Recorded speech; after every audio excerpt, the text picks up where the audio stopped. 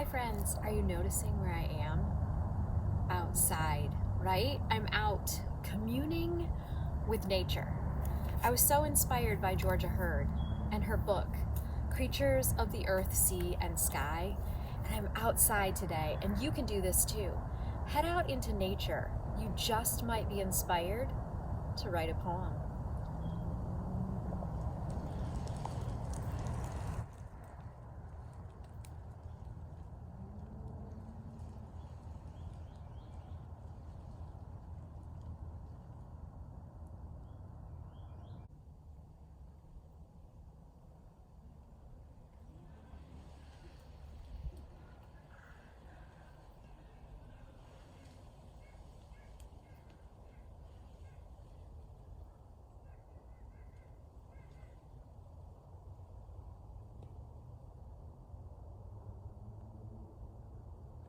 Hello friends, welcome to Fun Friday! Hooray!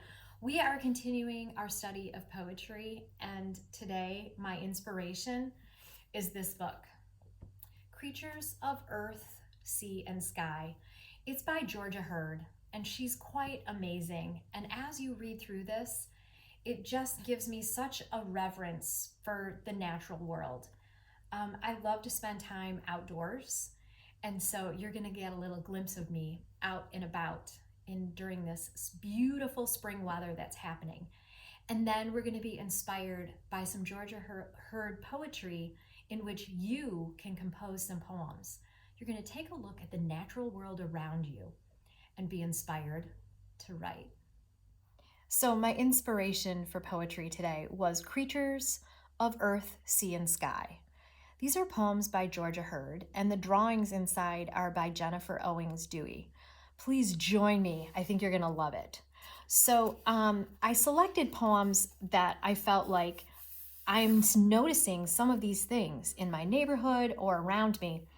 And so I'm going to read some of them to you. Hummingbird. Ruby-throated hummingbird, zig, zags, from morning glories to honeysuckle, sipping honey from a straw all day long. So cool. I love hummingbirds. They're so tiny and delicate and absolutely beautiful. Dragonfly. It skims the pond's surface, searching for gnats, mosquitoes, and flies. Outspread wings blur with speed. It touches down and stops to sun itself on the dock. Wings flicker and still. Stained glass windows with sun shining through. Right? Did you get a good visual of that? I sometimes see dragonflies on Reed's Lake. Fishes. Poem for two voices. Atlantic blue tang. Zebra pipe, Royal grandma. French angel, Cuban hawk. golden butterfly. We are fishes. We shimmer We swim under water. our Our mouths open and Close our gills sift air. from water. Our fins steer us. like wings. We are fishes. We shimmer. We swim. So cool. Wasn't that enjoyable? Next, this one is about the masked one. Ooh, raccoons. I haven't seen them except late at night. I think they might be nocturnal. What do you guys think? Yeah. The masked one. Raccoon wears a mask as if it's Halloween and tiptoes through our yard while I watch through the screen. Clink! Falls the garbage can lid to the ground, as if the raccoon is saying, "Trick or treat!" But the cans are empty, no food to be found. Raccoon walks away on tiny feet. Yeah, have you ever noticed them out trying to find stuff in the garbage cans? They really are rascals, aren't they? Ooh, this one looks like another poem for two voices. It is. It's called Frog Serenade. Poem for two voices. Glunk, glunk, glunk, I hear your glunk, deep voice songs glunk, glunk, glunk, by the pond. glunk. this warm summer night. Galunk, galunk, galunk, I hear your galunk, chorus of galunk, galunk, galunk, banjo songs galunk. under the shining stars tonight. Ah, do you ever listen for the frogs in your neighborhood? How awesome. I love them. Ooh, these two. This one's called Dressing Like a Snake. Dressing? I wonder what she means. A snake changes its clothes only twice a year, beginning with its nose peeling down to its toes. New clothes suddenly appear. Wouldn't it be nice to dress only twice instead of each day of the year? Oh, cool. She made it almost like a limerick. Nose and toes, nice and twice, that rhymes. And then this part, appear and year. So cool. Yeah, because snakes molt, right? They peel off that outer layer of skin when it gets too tight. Whew. Oh, here's another nocturnal one. Bat Patrol. I love bats. I don't know about you guys, and especially when they catch all those mosquitoes.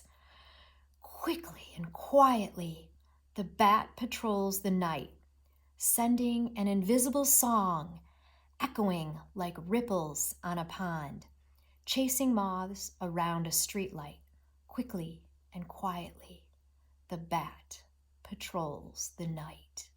I'm so grateful, right? Using the echolocation to trap insects. I have one more poem to share of inspiration. This is called The Orb Weaver. Remember, the orb is the really complicated web that is so intricate and beautiful. Weaving and weaving and weaving its web, beginning with just a single thread. It weaves and weaves round and round until its web is strong and sound. Then the spider then waits off to one side and hides from insects who happen to glide into this web of silky thread from which the spider soon will be fed, right? It's not just beautiful, it's his trap. So cool. I hope that these poems inspired you today, and I want to share some that my friends wrote last year, inspired by nature. In this collection of poems that we wrote last year, some of my friends noticed things in nature and wrote about them. Liam wrote about trees. Trees root, digging down in the ground. I want to keep you healthy. Wow, dig that.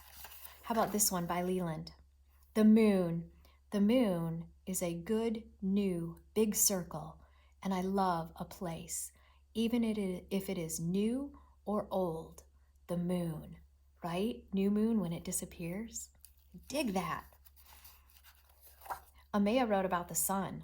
Sun, sun, you are so bright. You make me bright. Right? Sometimes it makes my day, right? The sunshine can make you in a better mood. Luke also wrote about the sun. Sun, sun, sun, you are so bright. You give us light. I love you, sun. Nice. Right. He had a little rhyme in there too. Nora wrote about stars. Star, star, shining bright, shining, shining in the night. Oh, star shining. I hope you're inspired today. And what I'm going to share next is some poems that I wrote. One of them I wrote about robins in the likeness of that same, I was really inspired by Georgia Hurd's Poems for Two Voices. So this one's called Robins. And I wrote the two voices kind of like Elephant and Piggy might in two different colors. Here we go. All right. Robin. Robin. Redbreast. Orange burst. Feathery. Feathers. Sticks and twigs. Build a nest. 4 little eggs. Light blue. Nestle inside. Up in our tree. Tuck. Tuck. Chirr. Chirr. Chirr. A robin's song. Cool, huh? You could write one of these. I also was inspired to write about the grass. In this one, I thought about the grass just growing. Grass. When spring begins, the brown flattened grass, hidden all winter, begins to perk up, going from yellow to spring green. Yeah, can you guys see this? Growing from yellow to spring green, from spring green to emerald, the grass fills in across the lawn. Perfect for bare feet. And I gotta tell ya, the next poem that I'm gonna do, I'm gonna write it right here because I was thinking about some toads. Toads. I love them so much. And the other day, when I was weeding, I saw one. It was quiet. Under the bush. So I'm telling you where he was and how quiet it was. Quiet under the bush. So the brown dirt, because I was weeding, kind of pulling out and checking out my plants back there. The brown dirt is still while I pull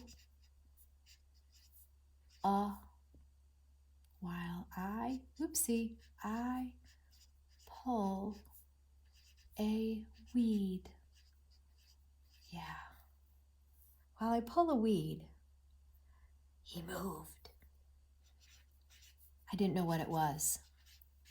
Something stirs. That's another word for moving, right? Like something a little bit moving. Hello, little toad. That's what I thought in my head. Hello, little toad. Camouflage, right? I didn't see him. Speckled, tan. He blended in with that dirt, right? I wipe my hands. This is what I really did. Because I know kind of the rule about picking up frogs and toads. I wipe my hands on the wet grass. That gets all the oils and things off your hand. And then you can pick them up. So I can hold you. I can hold you for a moment. I almost ran out of space. And I only just hold him for a moment. And then let you jump away.